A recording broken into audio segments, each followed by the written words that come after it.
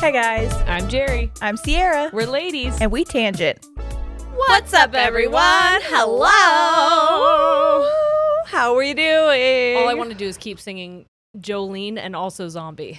Really?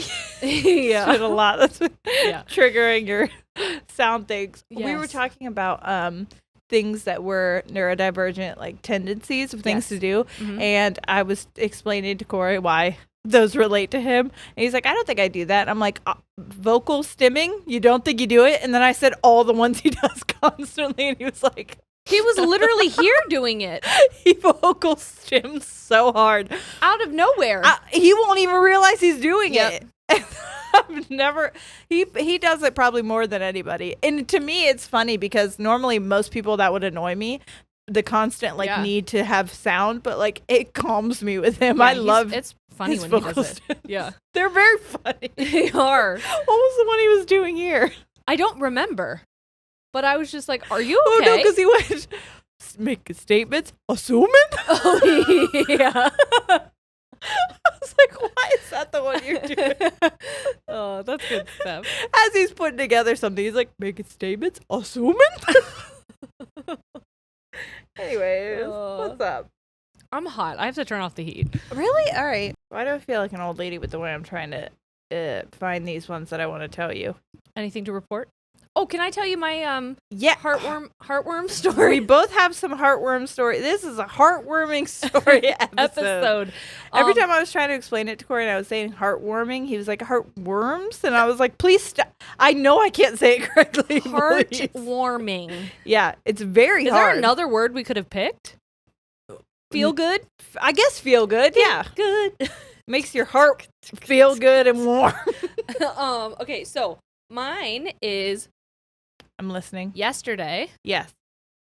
We got to a really good place with Shane built a jungle gym in our basement where the podcast couch used to be. He built a jungle gym for the kids to be able to play inside because it is spring and it is disgusting outside. My children will not sit still.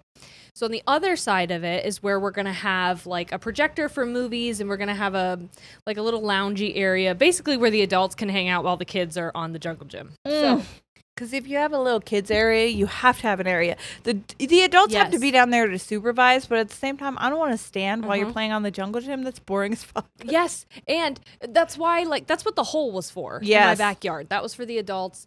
The trampoline in the jungle gym outside, that's for the kids. Yes, yes. And Birdie now, oh my God, I opened my curtains and I looked outside. It is a fucking war zone. That dog, just whatever she can grab and fit through the dog door is outside.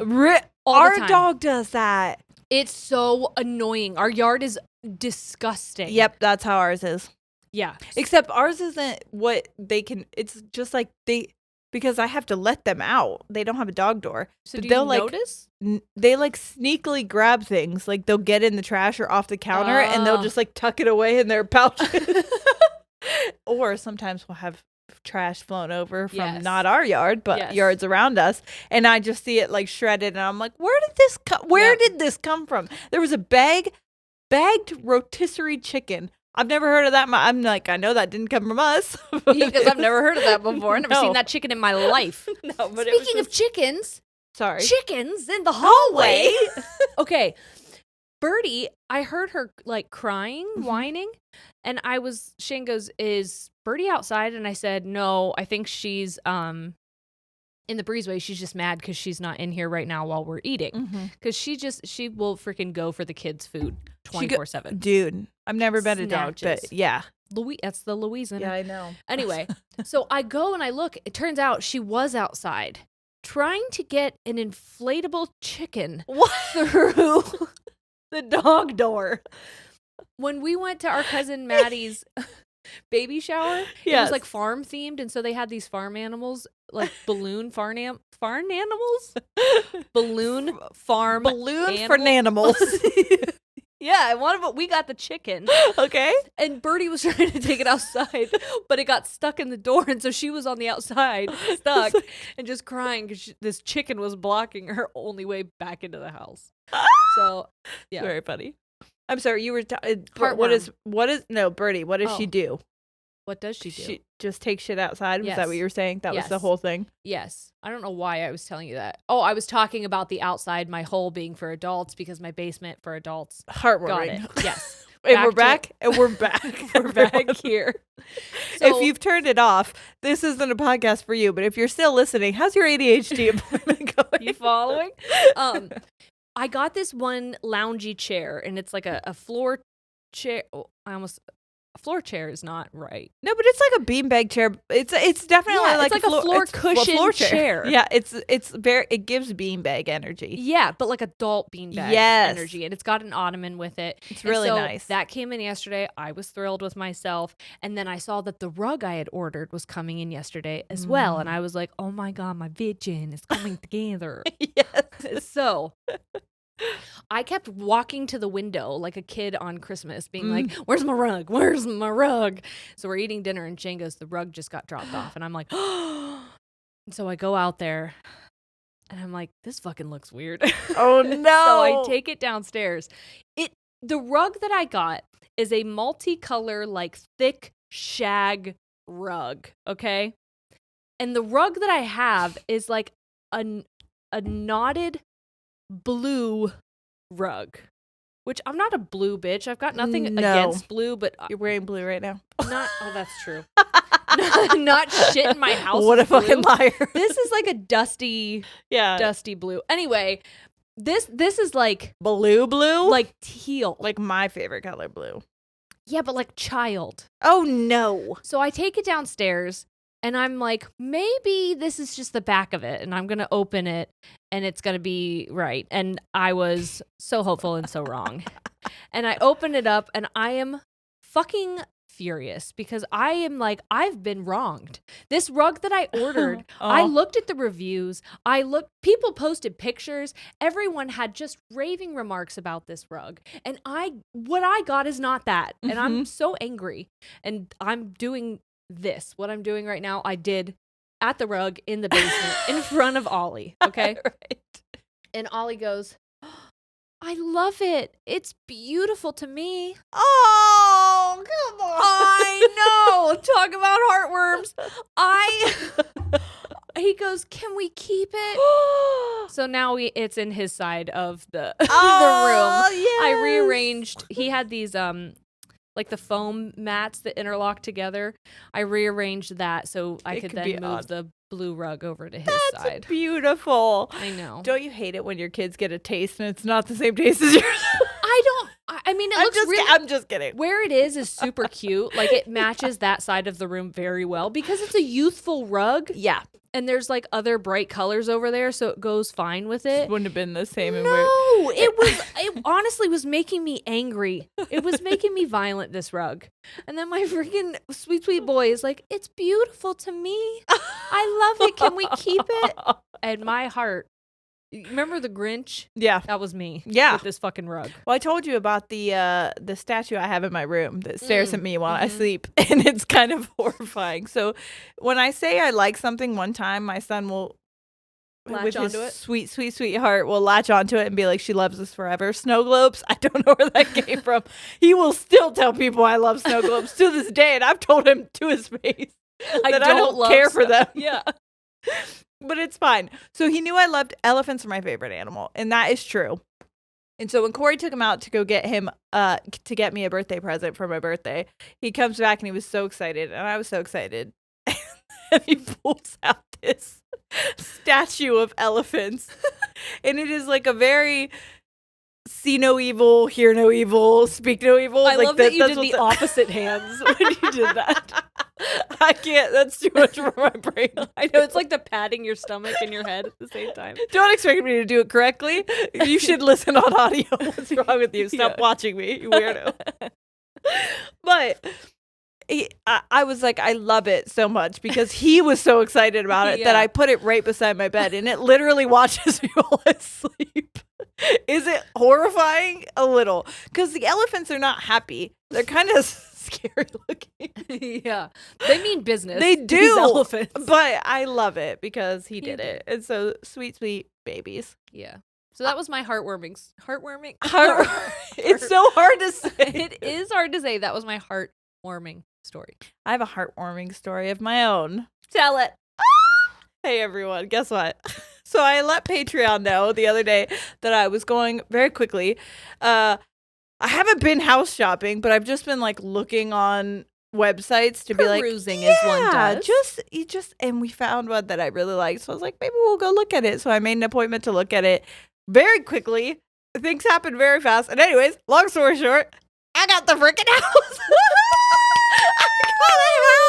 My house was a beautiful. What we told our real estate agent, because she got us the house we're in now, was we're like, we love our house. It's great. It is so small for 4 people. 3 people, sure, great. 4 people, it's like it wasn't meant for that many people. No, and 3 dogs. Oh my God. And a cat. Severely outgrowing and 5 golden rings. So, but aside from all of how excited I am that it's finally happening and it's amazing, the heartwarming thing that I have to say about it is, number 1, did I manifest it under the moon the other night? The moon. Yes. And I don't want to say that I'm a witch, but I literally was whispering it and I was like, it's going to happen. It's going to happen faster than you know. You're not even, it's going to be crazy how fast it happens. I knew as soon as you sent it to me, when you were like, I have this appointment, I'm like, that's your house. Yeah. Like, that's it. When I showed Corey, I was like, if you don't like this, I'm going to be devastated because I already am envisioning us in it. Yeah. Again, I was picturing it and I've looked at, I would say probably 100 houses in the last year and a half. And this house, I was like, this is my house. Right. Like, well, and what do you know? It had so many offers on it that I was like, ugh, maybe I was wrong. No. Not But when we put the offer in, we knew that it had other offers and I had to wait. So I was a bit like, oh, fuck. I hate waiting. I hate the anticipation. This bitch is not patient at all. Dude, the anticipation, I was like, great, I can't eat, I can't sleep until I know. Literally, it was fucking terrible. And you don't know when you're going to know. So I was just driving around. Noah had to work, yeah. Noah was at school, Corey had to work. So it was just me and Sawyer. And she was being so... a lot. She was being so toddler. Wait till I tell you the story about that. No, I'll tell you now. Okay. It's going to warm my heart. It's not. It was a fucking nightmare. So one of my dogs somehow got into the rotisserie chicken, something in the yard, and fucking threw up all over the kitchen. And I was like, what? Okay, that's fine. We have a gate for our living room, and our living room is pretty childproof. So I knew that she would be safe in there for the amount of time I had to clean up the puke. Fine. So I go in there, I'm cleaning up the puke, I'm letting the dogs out so that I could do the whole kitchen floor and mop it and whatever. When I'm done, I'm like, she has been so good and quiet. I love the sweet baby. Well, there was a tub of butt cream, like diaper rash cream, and brand new. She had unscrewed it somehow, and both her hands were in it, and she was painting it everywhere.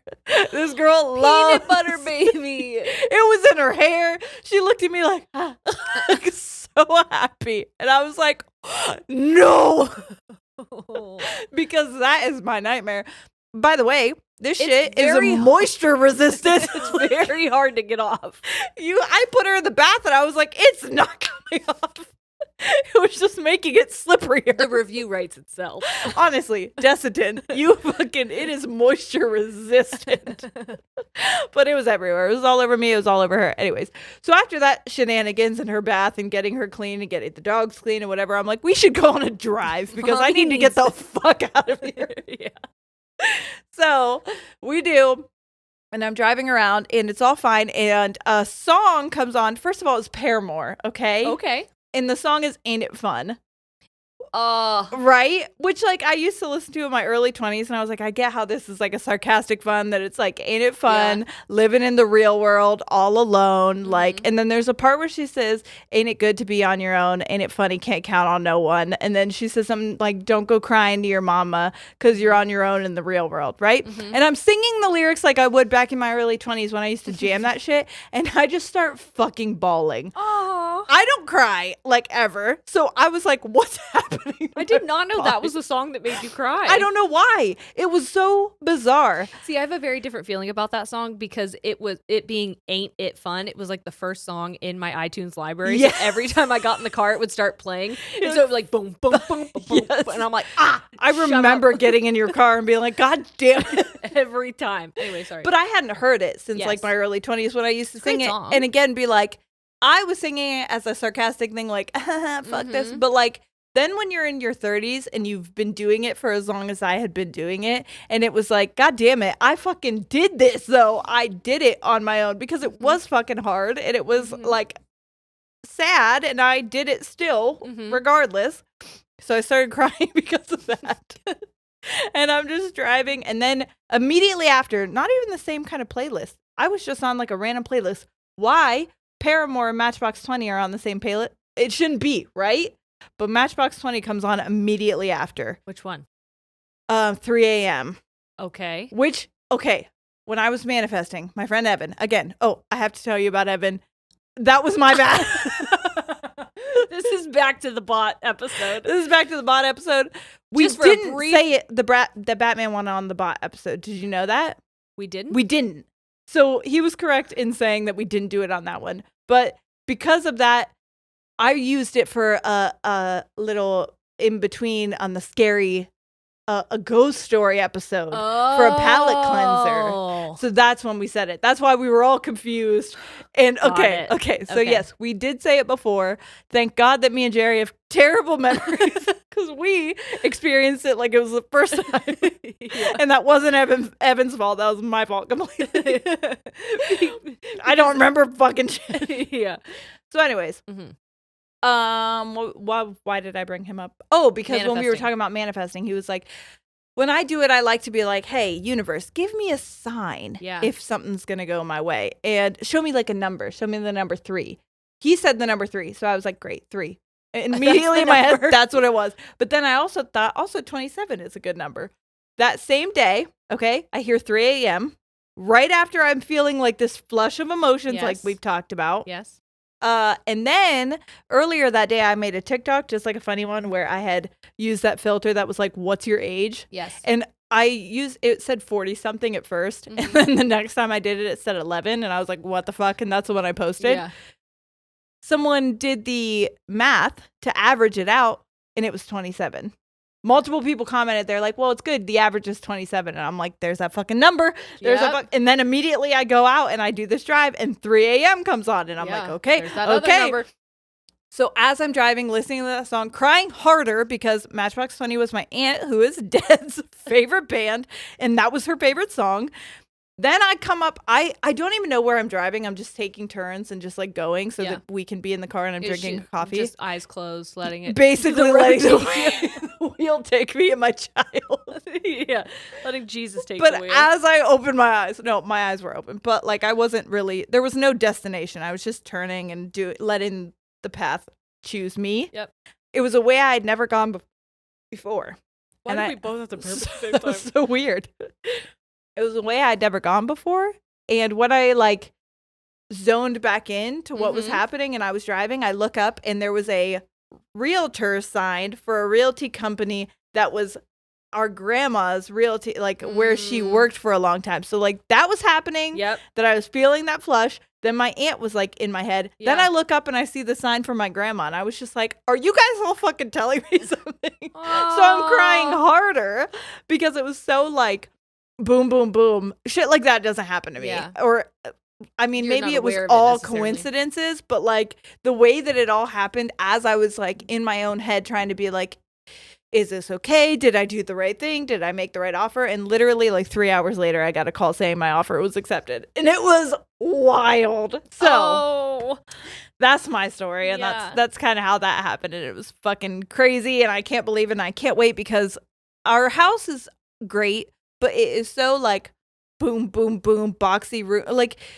I can't be in the kitchen and watch Sawyer in the living room. Like you can't even see that, even though it's on the same level. And this area that we bought is very open, wide open spaces. But like I just feel like it is so everything that I've wanted, and Just really I'm nice. so happy for you. And I put an offer in on National Women's Day, which was fucking awesome. Yeah. So awesome. I didn't ever think that I would be able to get a loan on anything without a cosigner ever. So the fact that I was able to buy a house by myself, like this, nothing that Corey did, which he bought our first one, so thank you. Yeah. But like the fact that I was able to do that was such a like, holy shit, bitch. Look how far you've come moment. Yes. So good. Well, cheers to you and your new house. Thank you. Cheers to you and your new rugs. May the good one come soon. Hey, I'll ask the universe. Yes, please. Show me the ruggy. Show her the Matchbox 20. Oh. So anyways, also have you ever heard the song? Because after that, I was just on a bit of a Matchbox 20. Have I ever heard the song what? Unwell. Yeah. I was crazy. Okay, because it's fine when you sing it, but then when you sit and listen to the words, I was bawling. Go ahead and sit and just really listen to the words of that song. And if you've ever had like people in your like whatever being like, you're fine, it's not a big deal, whatever, but you know you're in a breakdown, like a mental health spiral, that song is an eye opener because I was like, God damn it, because in my head I was like, I know I'm not crazy, I'm just a little sick for a minute, I'm gonna get better, and I do know this is happening, this is not and there's a lyric in the Matchbox 20 song Bent that relates to mental health that I'm literally getting tattooed on me, which is when my smile gets old and faded, wait around, I'll smile again. Aww. Which I fucking love. And it reminds me of my depression episode so much because it's like, I know this time is tough and it seems like it's going to last forever, but wait around, it's coming back. And you know what? That just gave me an idea. Okay. Especially because this is a heartworm episode. I think it would be really cool for people to share lyrics of songs that have like moved really touched them. In that way. Show us what touches you. And let us touch you back. I'm sorry. No. Consensually. But then write like what it did for them. Like what not you don't have to I don't like know go if into... he meant it like that. Yes. But like for me, that's how I was just like, that's why I wanted it tattooed on my body. Because it was such a reminder to be like, hey, this sucks when you're in it. But this is not permanent. Yeah. This will the sun will come back out. Yeah. I was just talking to my dad about this at our lunch last week.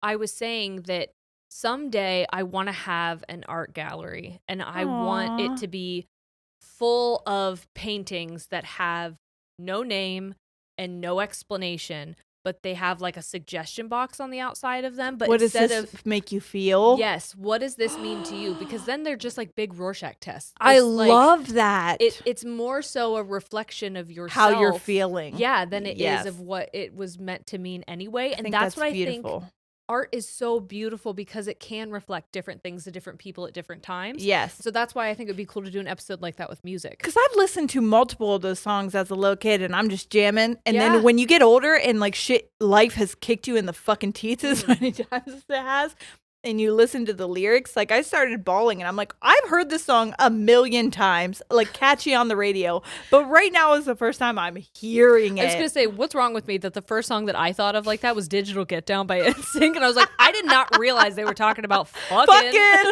Hey, they're talking about graphic detail, cyber sexy. Yes. Digital. We can't get together naturally, but we can get together on a digital screen. I was always meant for a long distance relationship. That's the truth. Anyway. Okay, so we have some updates, everyone, before we get into Before the heartworms, we have some updates on some of our favorites. Yes. Okay, so our first one is an update from one of our favorites, Scammy Tammy and Throbby Bobby. If you don't remember, it is somewhere on our TikTok story. If you don't want to go listen to the full episode, there's the whole Scammy Tammy Throbby Bobby saga. Yes. If you don't remember, in a TikTok. It was they were in a relationship and it was something about a wedding. Like a mother of either the mother of the bride or a mother-in-law, but I think it was mother of the bride. Cheated. Yes. At the wedding with Throbby Bobby in the groom's room. Yes. Yes. Yeah. Okay, so here we go. So this is names are going to be changed, by the way. So, okay. Hi, my name is Bridget. That's not the real name, but names have changed. And I am Scammy Tammy's daughter.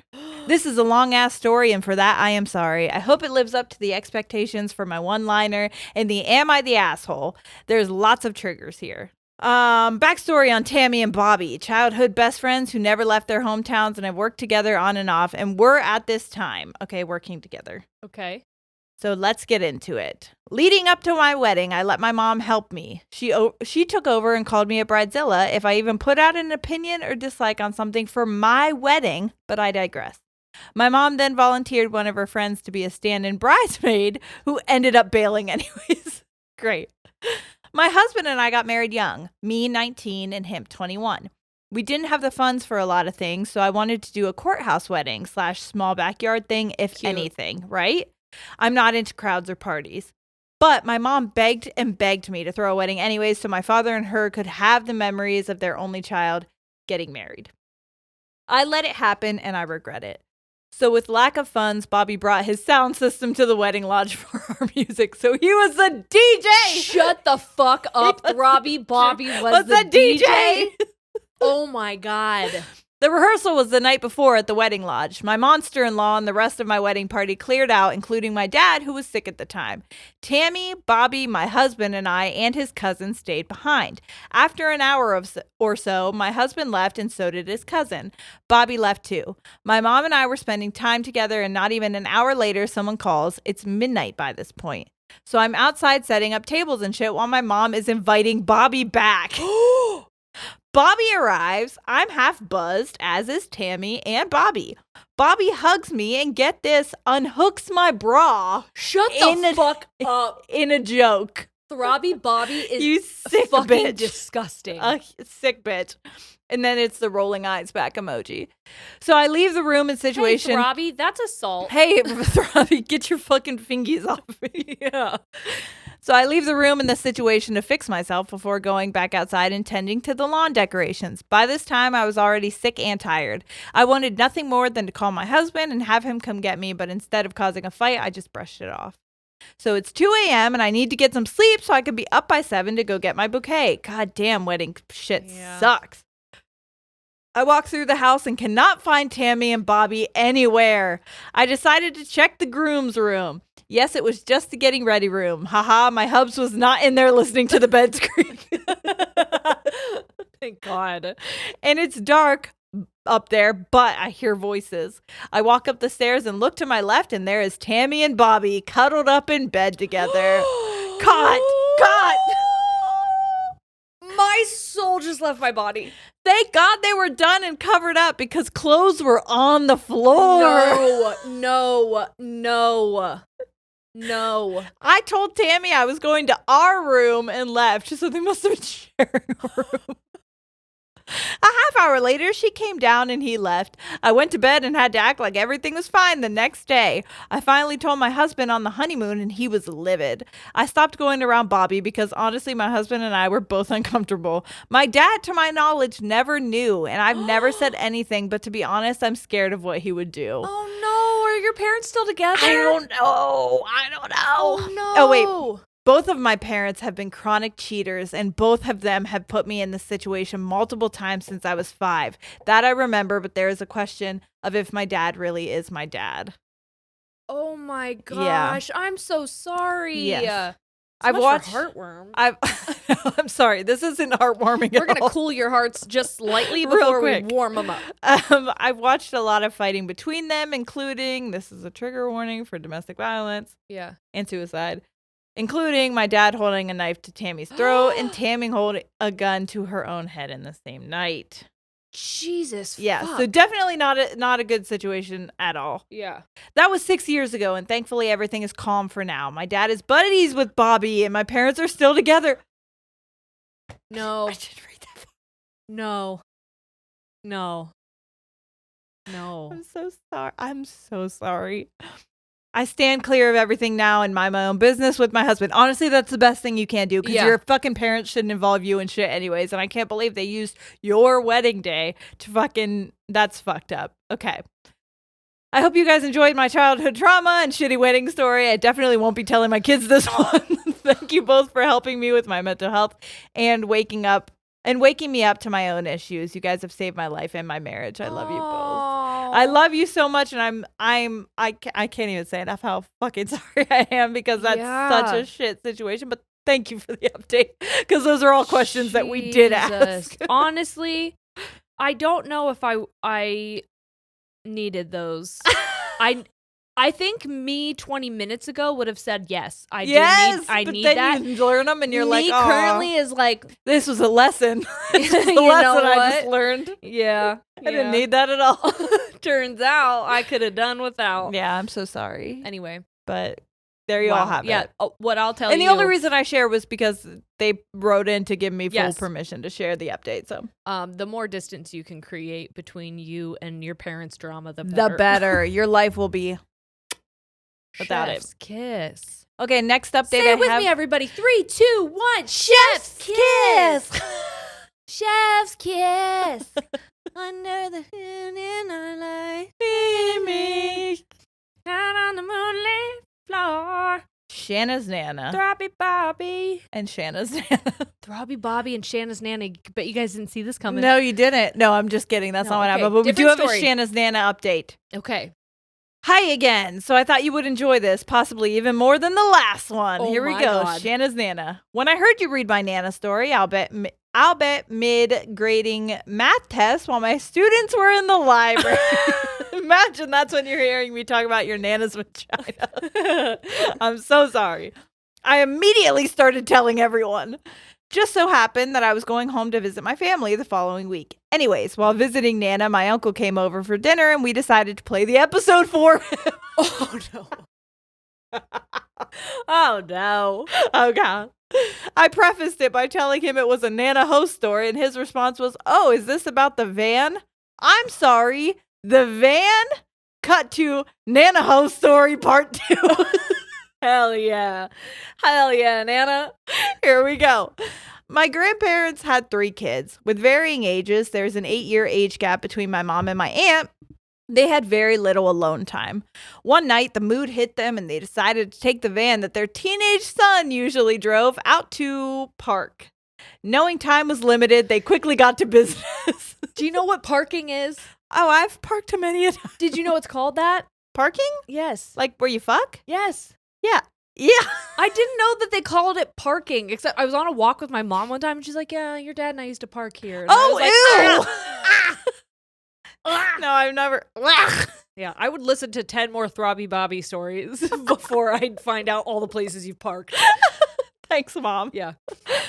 Knowing time was limited, they quickly got down to business. I guess their parking choices were not as private as they thought. Mid-business, my uncle's friends drove up and saw the van. Oh, no, they thought it was the kid. No. Thinking it was him getting busy, they began banging on the side of the van, yelling his name. Oh, no. Heard you banging on the van, dog. Imagine you're just like, my friend is fucking in here and it's his parents. Oh my God. Oh my God. Oh, I have such secondhand embarrassment. I want to lay in the street. Right okay, now. But like, as the friends, I'm like, that's horrible. As the parents, I'm like, I get it. Okay, my grandparents quickly got dressed but stayed covered in the back of the van. Soon the friends lost interest and left them. It wasn't until Monday morning when they confronted my uncle about his weekend rendezvous that he found out what had happened. Oh, no. Oh, no. They got outed. Needless to say, he thoroughly cleaned the back of his van and always made sure to keep his keys close to his person. Oh, another wonderfully visual story for you. I might never close my eyes again. One thing I will say is my grandparents love each other very much, and this has not faded over the years. Aww. Their love and passion is something to aspire to. Cheers. Shanna still rhymes with banana, and seriously, the only way I found that helps people pronounce my name right. Thanks, Mom. And then here's a picture. Carol and Jean, the best Nana and Grandpa you could hope for. Oh, look how fucking cute they are. I love them. They're amazing. I cried when Nana. She's adorable. Oh. She is adorable. Like, I cried Shanna's when Nana got Grandpa's banana. in the back of the van. With his friends banging on the windows.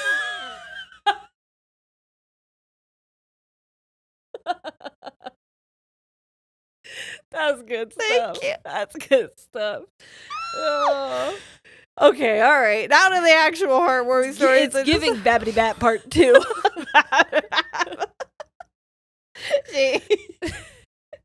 Wanda's bananas. Who can rhyme bananas and Wanda's? Only me. And Eminem. And Wisconsin. I'll be T-Pain. What? No. Select another account. Sorry, I gotta get in this bitch. Because I need to find what I'm looking for. And I still haven't found what I'm looking for. All right, here we go. The heartwarming story that started all heartwarming stories. I hope I'm going to read the I got to make sure. This is the one that you were going to read during the scandals, but we were talking too much about penises and the poop and the such and the likes. So we saved it and we said, let's just do a whole one of heartworms. Yes. And so this is the one that kicks it off. Okay, are you ready? Yes. This is from, well, I don't know the name till the end. Your probably. Me and Shanna's bananas. No, I don't know the name, but we'll figure it out. Oh, it's Allison. Okay, they tell us that eventually. Hey, ladies, I just want to start off by saying that I love your podcast so much and that it is the only one that can hold my ADHD's attention. Oh, love you so much. Tuesdays have become my favorite days, so I wasn't sure where to submit this story because I'm not sure what category it falls under. It's a little spooky, but more heartwarming than anything. My name is Allison, she, her, and I live in a very small village, population 20 in Canada. Little towns, little village. In Canada. Sorry. In Canada's bananas. Drink every time I break out into song. Honestly, the stems are stimming today. Yeah. You stimming. You reading. Oh no. You can't get very far because I just keep interrupting. You better get you shut enough. I'm just kidding. That was good stuff. Thank you. Okay, this story takes place a few years back, but I still think of it almost every week because it was so mindfucky, but in a good way if you catch my drift. A little background information. Growing up, my grandparents always lived right across the street from me, and I would go to their house to visit every day, which meant I was super close to them, and we had a great relationship. When I was around 10, my grandma's Alzheimer's was really severe, along with my grandpa's dementia, so we had to move them into a care home to be taken care of properly. Don't... What? No, it's not funny. It's not funny, but just imagining someone with dementia and Alzheimer's in the same house. I know. I know. What are you doing here? I know. It's sad. It's why I had to go to a care home. You got to find the humor in shit a little bit. You do. Okay. You don't have to. I'm not trying to gaslight No. you. Have whatever feelings you want, don't. but I'm laughing. I'm sorry. I still visited them as often as I could, but it was really hard on me since most of the time when I was with them, I'm sure they didn't know who I was. Oh, and I will say, my grandpa, one time I went over and I was talking to him before he passed, and he looked at me and he said, "Who are you?" And it was like one of the most devastating things. Yeah, horrible. When you love someone that much and they don't know who the fuck you are, it is like. It's like they're already gone, but they're still alive. Yes, 100%. And that is so sad. And you didn't know that they were going to be gone. Yeah. So you have to grieve, but they're still alive. So you have to take care of their body still, but like their mind, now I got to take care of this body. I got to take you out, maybe Grandpa. That was take you out. I'm sorry. You don't know me anymore. Kill your grandparents. That's not what whatever they say. Yeah. I'm sorry. It's not how we want you to join the Dead Grandma's Club. No, not by murder for sure. Okay. I still, when I was 12, they both passed away. Oh, Jesus, within a month of each other. And they came back to our village to be buried in the cemetery 5 minutes away from where they used to live. Every day I would walk to the cemetery to sit with them, and I would sometimes stay for hours. Aww. I usually sat in silence because it felt weird to say anything out loud until this one specific day. When I went to visit them on this day, I'd been having a very rough time with my mental health, the grief of losing them, and being bullied at school. So when I arrived at their grave, I sat down like I did every other day, and I started talking about everything as if they were standing right in front of me. I talked for what seemed like forever. I laughed, I cried, and I told them everything. Here's where it gets fucky. When I was about to leave, I spotted a truck driving by on the highway that started to slow down and stop in front of the cemetery. And me being a 14-year-old girl alone here, I got kind of creeped out, and I stood up and watched as a man got out of the truck and started to approach me. This is a small town, remember? Right. He kept walking until he was about 20 feet away from me, and then he stopped. He immediately told me that he wasn't going to come any closer and that he's a psychic medium and he could feel the strong energy coming from me as he was driving by. He then told me that he knew these were my grandparents and proceeded to tell me that they are standing here with me as he pointed to where I had been standing when I was talking to their grave. He told me they wanted me to know that they are here and they're listening and that they love me. Keep in mind, I'd never seen this guy in my life, and that was very uncommon in this area because when you live where I do, everybody knows everybody. Right. I stood there frozen, not knowing what to say, with tears streaming down my face, and the only words I could make out were thank you, as the mystery man drove away in his truck. Fast forward to 2 days later when I came back to the cemetery. I noticed there was something placed on the headstone.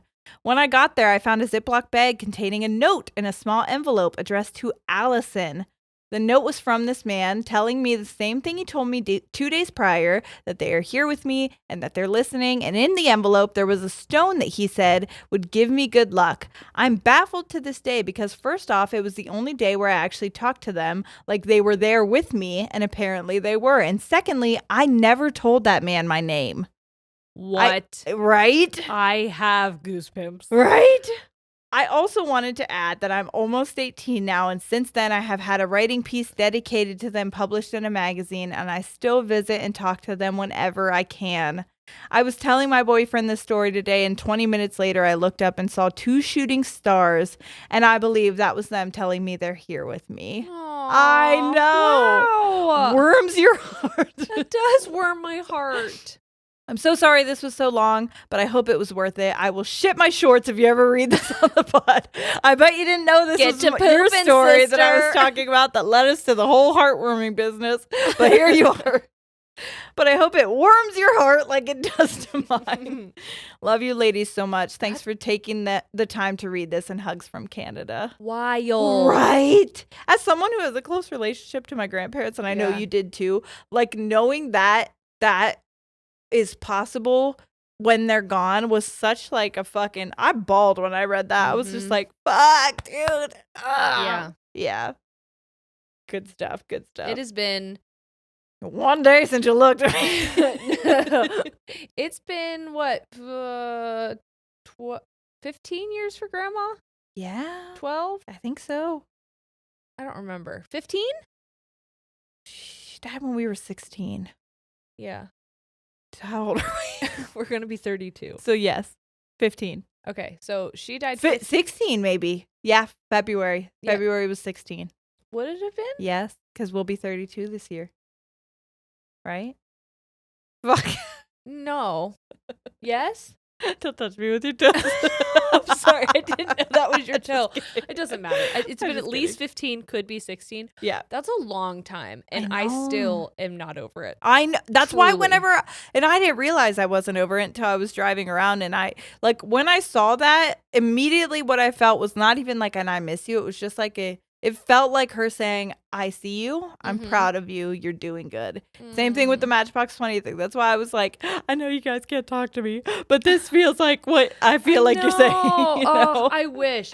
I fucking wish. And I hope there was just like a phone you could use to like call the other side. And hey, what do you think about this? Should I make the offer? Because I'm telling you, like, you know how when good things happen, there's like a person you want to call. The amount of times I've wanted to call her, and like I can't, is just so sad. 100%. There's a song actually that makes me cry every time I hear it, and it's called "As a Child," I believe. And in the lyric, it says, "All that I've wanted is to talk to someone who's dead." Oh, and like, I know. Same, sister. And knowing that in that last story that like she was talking to them and that confirmation that like they were here and they were hearing it and like, oh my God. So good. Because there's moments I've done that where I'm like, I feel like a big stupid idiot. I'm just talking to myself and these people are going to be like, this fucking dumb. Yeah. But like, no, having that confirmation again that like, no, they heard it and like, they're here with you. What a special thing to be able to hold on to. It is. Do you still have the rock? Rock? Do you still have the rock? I hope so. You better not have lost it. That would be fucked up. Yeah. All right, here's some more. These are just from our email now. Yep. So landtstories@gmail.com is where you can send these. And we just have a few, so I'll read the ones that we have, I guess. I haven't really, I read them, but this was about 2 weeks ago. Yeah. So, hey, ladies. Firstly, my name is Abby, she, her. You guys asked for heartwarming stories, and I have them from asshole to breakfast time. I really like the way that's worded. Okay.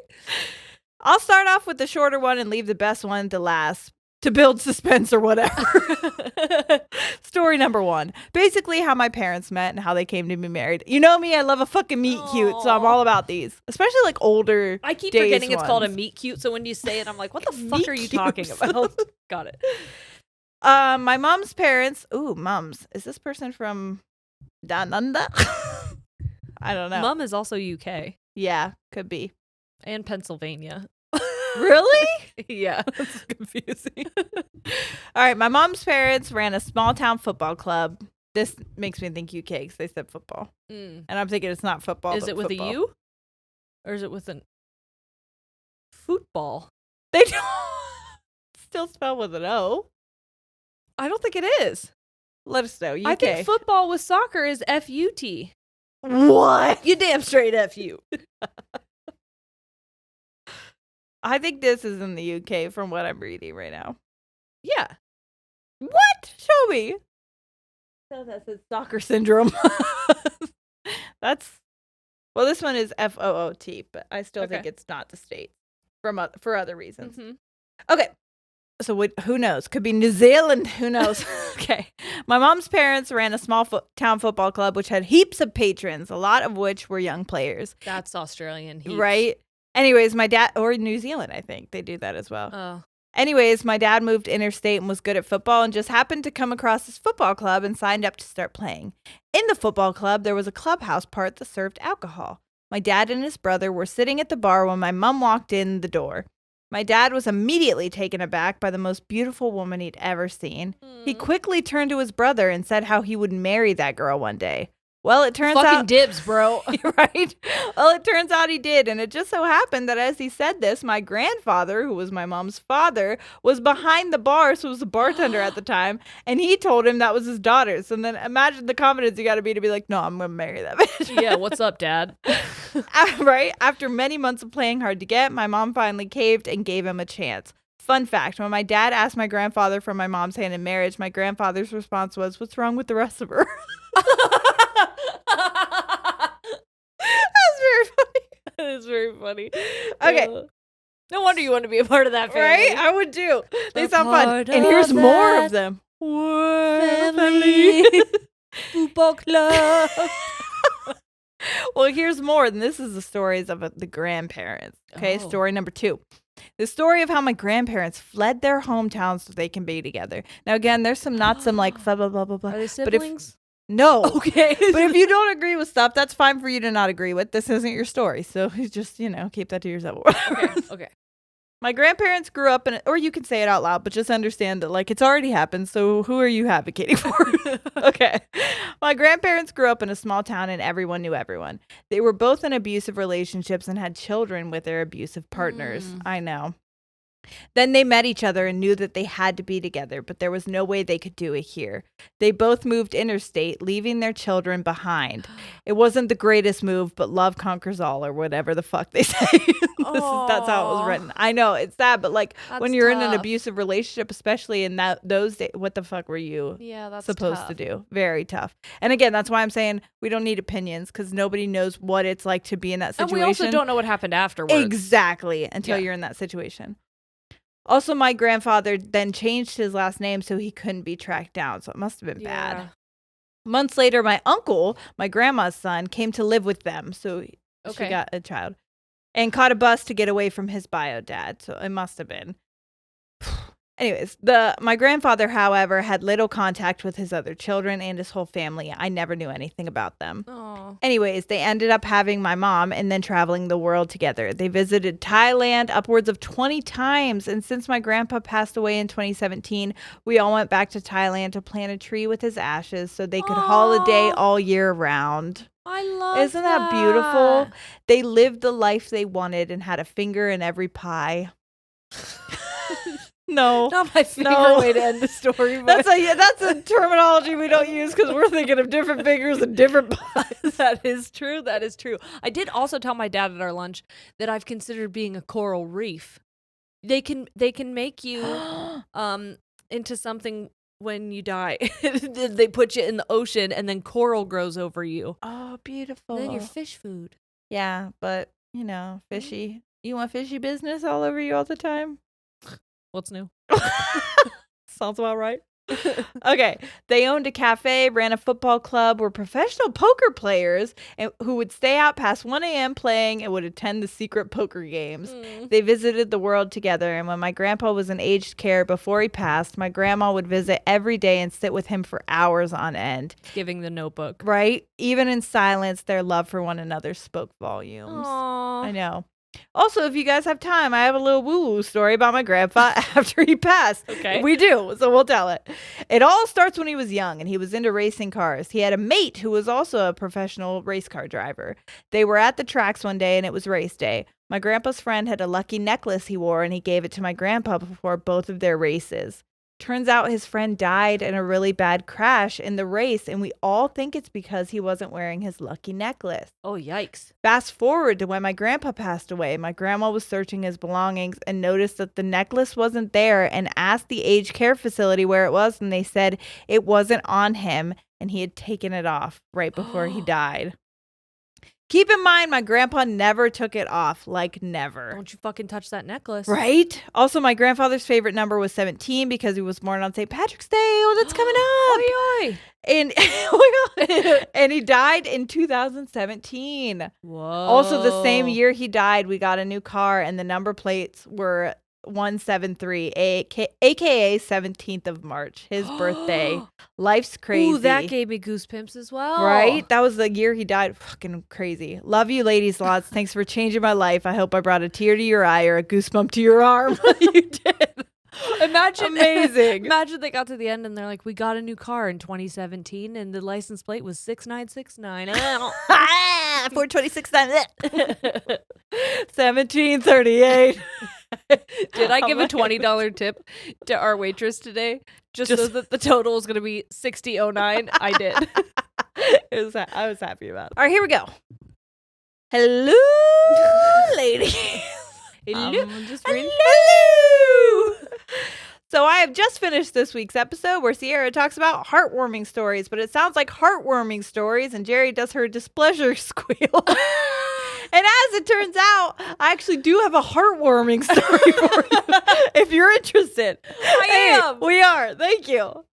I'm not sure if you know this, but heartworm is actually a disease that can be found in cats, dogs, and sometimes ferrets, and can be extremely deadly and difficult to treat. Do you know that Shane had ferrets as a kid? Oh my God, I thought you were going to say Shane had heartworms. I was like, what? No, when he was a kid, his parents had... They give me ferret energy, actually. No, they were named Bilbo and Gandalf. Yep, that makes it. Actually, that makes complete sense. And they were convinced that the ferrets were trying to kill Shane, so they had to get rid of them. They were aggressive, and they hated Shane. I'm sorry. 100% everything about Shane and his family makes a lot of sense to me. All because of the ferrets. It was all because of the ferrets. It was Bilbo and Gandalf. Those fucking killer ferrets. I'm kidding, but that is really fucking funny. Yeah. Okay. Well, for about 20 years, my mom was the manager of several local veterinary hospitals and practices, and she had brought home many a stray animal that needed a home, as she has a problem saying no. I understand that, and I also have that same problem. That's why we needed a bigger house. Turns out. Well, one day she was at work doing her work shit, and this dog and its family comes in. They say that they have just... Sorry. He said dog and its family, and I pictured its wife and kids. I didn't think you meant like the dog and the people who owned it. Okay. Just this dog and his he takes off his raincoat and his hat. And he's like, I'm here for the heartworm testing. Listen, doc. I'm real fuck shit with my heart. Okay. Family. Dog's there with his family. They say that they have just got this dog and they moved here from Texas with it and it's got something wrong with it. So they test it and they find out that the poor thing has heartworms. Okay. Oh. The doctors tell the family the extensive treatment the dog will need to go through to recover. And since she's only 2, she should live if they do it correctly. Now, this treatment does include being closely watched and kept in smaller space, and they're not allowed to run around or truly be free for about 6 months. Oh my gosh. While they medicate her, or else her lungs will fill with fluid and she will drown from the inside. Oh my fuck. Right? That's a lot of pressure. Yeah. But also, yeah. So instead of going through with it, they look the doctors dead in the eye and say, no, just put her down. So my mom's employees, knowing the softy she is, show her the sweet, sweet, extremely overweight blue healer. I'm talking 53 pounds that has had 4 different homes over her 2 years of life, and she cannot resist. So without hesitation, she brings us home our 4th dog and guilts us into keeping her because she's the one no one wanted. She has now been with us 2 years and is the happiest, healthiest dog who loves car rides and will do anything to get out of physical exercise. And it says in parentheses, same. I hope you get to see this and it gives you a little giggle or warms your heart. What's her name? I love you ladies so much, and you guys are my favorite part of the week. This is from Haley. Love Haley, but I don't know the dog or the mom. What's the dog's name? What's the dog? We got to know more about the dog. Send us in. Hey, if you say that same email and you say update to heartworm dog, I'll fucking read it. So give us an update. I want to know the name of the dog, and I want to see a photo. And also, I just want to talk to the people who wanted to put her down. I know. I just need a quick minute. If you just tell me maybe their name and social and address. That isn't a lot to ask. Yes, but at the same time, being like, I choose death. Like, what the fuck? They're like, I really don't want her to drown from the inside, but could you inject something into her veins? She maybe just dies quicker. Yeah. Oh. Yeah, really, really sad. But I'm a heartworm and a heartworm. It was. Wow. All right, we had another one. Okay, this one starts out. It's called Heartwarming Story. Had a baby, thought I was dying. Y'all saved me. Okay, ready? Hi, ladies. Pronouns are she, her, and you can use my name if you want to, which is Maddie. Aw, our cousin Maddie's about to have a baby. Yes. This is crazy. She's being induced today. Is she? No, Tuesday, the 14th. When do you think they're listening today? The Tuesday, the 14th. You dumb. Sorry. I fucking forget you guys are here right now. Today. What fun. Okay. I feel compelled to write in just to say thank you for helping me through the hardest fucking thing I've ever done in my life, raise a tiny human. Forget birth. Suddenly being in charge of a newborn kicked my ass. I had my first baby 8 months ago, and I was not at all prepared for the way my hormones would bitch slap me in the face after birth. And they do. They certainly do. The baby blues. Okay, well, I'm crying. They should be called the baby bitch slaps. Yeah. I'm crying into my fucking leaky tits constantly. I'm crying. My tits are crying. We're all crying. Everybody's crying. Everything is leaking. I'm fucking leaking everywhere. My, quote, baby blues quickly morphed into severe postpartum depression / postpartum anxiety, and I was spiraling quickly. My doctor wanted to admit me to an inpatient psychiatric program or take a grippy socks vacation, as the youth say. But I couldn't bear to be separated from my baby, so I refused to go, which is a very difficult decision to make either way. And I understand both sides to it. I struggled so bad with the sleep deprivation and developed intense anxiety about nighttime every night because I was anticipating being up all night every night. My therapist suggested that when I was up with the baby at night, I should combine it with an uplifting activity I enjoyed, so I had something else to focus on besides my frustration at being awake. That's what I did with New Girl. Oh, yeah. I remembered I had seen some of your clips on TikTok, and I thought I'll throw that podcast on and listen to that while I'm up at night. I'm here to say I went from crying with despair to crying with laughter while rocking my newborn back to sleep several times a night. Your podcast was exactly what I needed to get me through those lonely, dark hours. I would be feeding my baby and shaking with silent laughter while I listened to somebody's diarrhea story. I knew this would get you. This is making me very emotional. I know, I knew it would. I also love hearing you guys talk about your kids and experiences with motherhood. I'm doing much better now and thankfully sleeping a little bit more than those newborn days, and I am still playing your podcast while I rock my baby back to sleep in the middle of the night. I just can't thank you enough for literally saving me during some of the most difficult times of my life. I've been saving up so I can become a patron, and I'm really excited to do that. Please know that you really do change people's lives. I've included a picture of me and my baby for you and your viewing pleasure. I love you guys. Okay, you ready? Yeah. Oh my gosh, Maddie, you and your family are beautiful. Beautiful. Look at that. Look at those eyes. I know. Beautiful, beautiful eyes.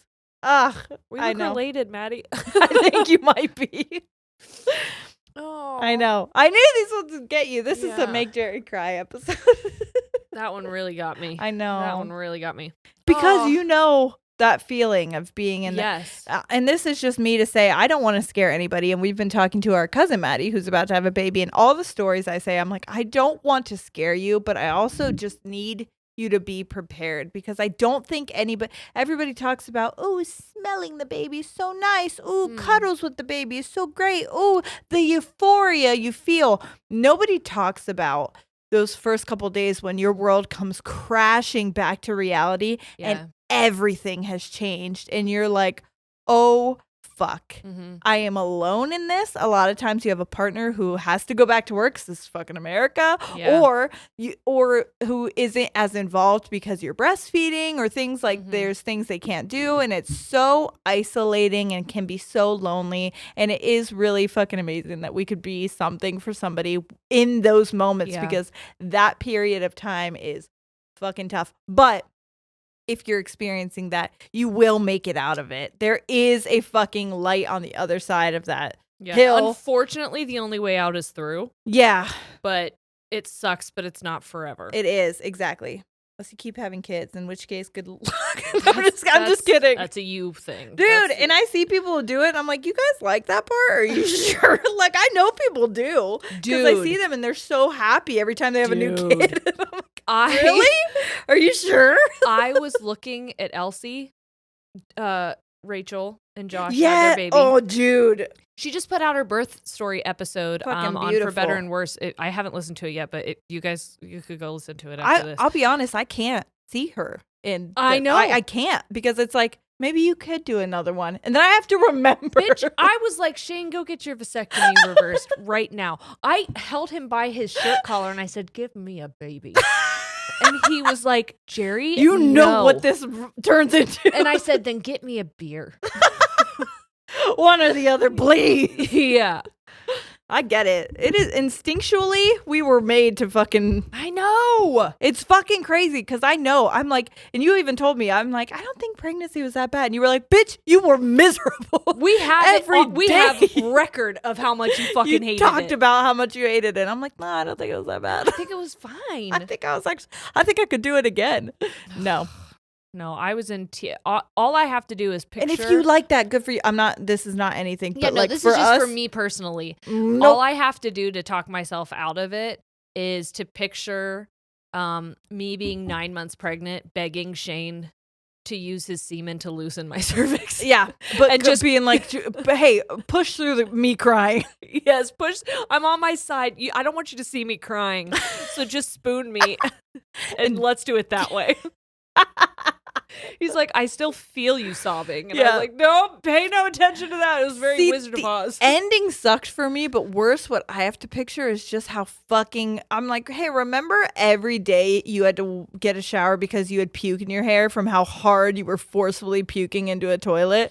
Remember that for like 20 weeks? For like a whole half a year. Yeah, maybe we don't do that again. But they smell so good. Oh, they smell so good.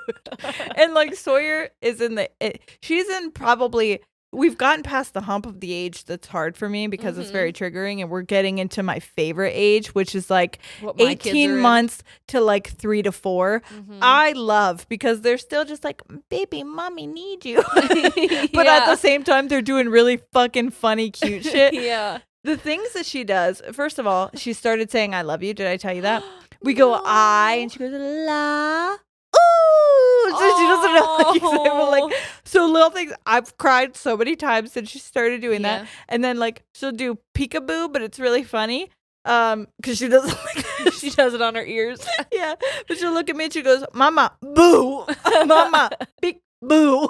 Like, yeah, I get it. I'll play peekaboo with you in a minute. So like little things that she does there is so just my favorite. But I'm like, hey, remember when you were tearing my nipples apart with your mouth? I was looking at photos of Forrest though, and I was like, oh my God, my little baby. He's now, I know. Yesterday we put the kids down to bed, and then Forrest was demanding to get up, and Shane was streaming. So I was like, well, I guess it's me. I guess I'll watch you. And so I turned off all the lights because I'm like, it's bedtime. And he's like, out, mama. And I'm like, okay, if you want to come out here, you can, but it is bedtime. So I'm just sitting on the couch in the dark, and he's riding around on a tricycle. He looked like fucking the man from the Saw movie. Yes. And then he went into his room, and I heard knocking, and I'm like, what is happening? Next thing you know, he comes out, and he goes, food, mama, and he made me pretend food. Oh, and you're just and like, that's my favorite. I know, and he goes, that good? That good? And I'm like, it's delicious. Thank you so much. And then with the I love you, I'll say I love you, and he goes, I love you. And I say, no, I love you. And he goes, no, I love you. I love that. And he gets progressively more aggressive. Yes. It's so good. Love you. Fucking love you. Yeah. Anyway. Oh, that's really nice. I hope all of your hearts are so warm. Do you want more? Are we done? I think we're good. Okay. Yeah, we'll end on that. That's fine with me. Yeah. I hope it. Yeah. But if you guys like this episode, we could do more. I have more, and please, just send it in. Make sure you put heartwarming in the title somewhere. I love that in this first round we had a heartwarming heartworm story. That was beautiful. What are the fucking odds, right? I love that. Leave it to our audience. Yeah, be like, they're show like, up. I'm gonna be so literal, and it was perfect. So thank you. Say less. Yeah. Here's this story. I hit all of the criteria. Anyway, that's that on your heartworm stories, guys. Yeah, we hope you enjoyed it. Yeah, thank you so much for hanging out, and we will see you next week. All right, we're out. Goodbye.